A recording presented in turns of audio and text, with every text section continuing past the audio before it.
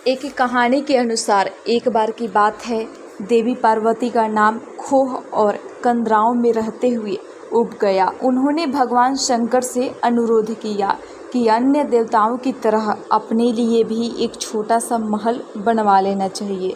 शंकर जी ने ब्रह्मांड के सबसे योग्य वास्तुकार विश्वकर्मा महाराज को बुलाया गया। सबसे पहले स्थान का चयन किया गया जो चारों तरफ से पानी से घिरे टापू लंका माता को पसंद आया। मानचित्र तैयार हुआ। शुभ मुहूर्त में भूमि पूजन के बाद तेज गति से काम शुरू हो गया। महल आखिर शंकर पार्वती का था, कोई मामूली तो होना नहीं था। विशालकाय महल जैसे एक पूरी नगरी, जैसे कला की अनुपम कृति, जैसे पृथ्वी पर स्वर्ग। निर्माता भी मामूली कहाँ थे। विश्वकर्मा ने पूरी शक्ति लगा दी थी अपनी कल्पना को आकार देने में। उनके साथ थे समस्त स्वर्ण राशि के स्वामी कुबेर। बची खुची कमी उन्होंने शिव की इस भव्य निवास स्थली को सोने से मढ़कर पूरी कर दी। तीनों लोकों में जय जयकार होने लगी। एक ऐसे अनुपम नगरी का निर्माण हुआ था। पार्वती फूली नहीं समा रही थी। बस एक ही चिंता थी कि इस अपूर्व महल में गृह प्रवेश की पूजा का काम किससे सौंपा जाए। वह ब्राह्मण भी तो उसी स्तर का होना चाहिए जिस स्तर का महल है। उन्होंने भगवान शंकर से राय ली। बहुत सोच विचार कर भगवान शंकर ने एक नाम सुझाया, महर्षि विश्रवा। समस्त विश्व में ज्ञान, बुद्धि, विवेक और अध्ययन से जिसने तहलका मचाया हुआ था, जो तीनों लोकों में आने जाने की शक्ति रखते थे, जिसने निरंतर तपस्या से अनेक देवताओं को प्रसन्न कर लिया और जिसकी कीर्ति 10 दिशाओं में स्वस्ति फैला रही थी, ऐसे मुनि विश्रवा गृह प्रवेश की पूजा के लिए श्रीलंका में बने इस महल में आमंत्रित किया गया। मुनि ने आना सहर्ष स्वीकार किया और सही समय पर सभी कल्याणकारी शुभ शकुनों और शुभंकर वस्तुओं के साथ वह गृह प्रवेश का हवन के लिए उपस्थित हुआ। गृह प्रवेश की पूजा अलौकिक थी। वैदिक ऋचाओं के घोष से हवा गूंज रही थी।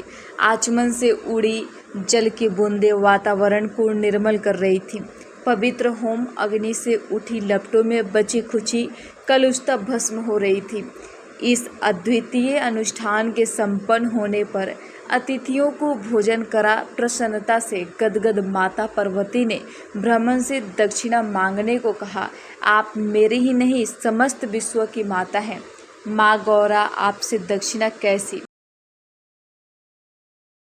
ऋषि विश्रवा ने विनम्रता की प्रतिमूर्ति बन गया। नहीं विप्रवर, दक्षिणा के बिना तो कोई अनुष्ठान पूरा नहीं होता और आपके आने से तो समस्त उत्सव की शोभा ही अनिर्वचनीय हो उठी है। आप अपनी इच्छा से कुछ भी मांग ले, भगवान शिव आपको अवश्य प्रसन्न करेंगे। पार्वती ने आग्रह से कहा, आपको कष्ट नहीं देना चाहता माता, मैंने बिना मांगे ही बहुत कुछ पा लिया है। आपके दर्शन से बढ़कर और क्या चाहिए मुझे?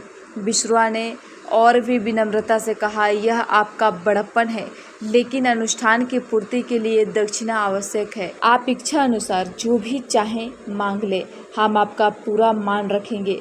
पार्वती ने पुनः अनुरोध किया। संकोच होती है देवी। विश्रवा ने आंखें झुकाकर कहा, संकोच छोड़कर यज्ञ की पूर्ति के विषय में सोचे। विप्रवर, पार्वती ने नीति को याद दिलाया।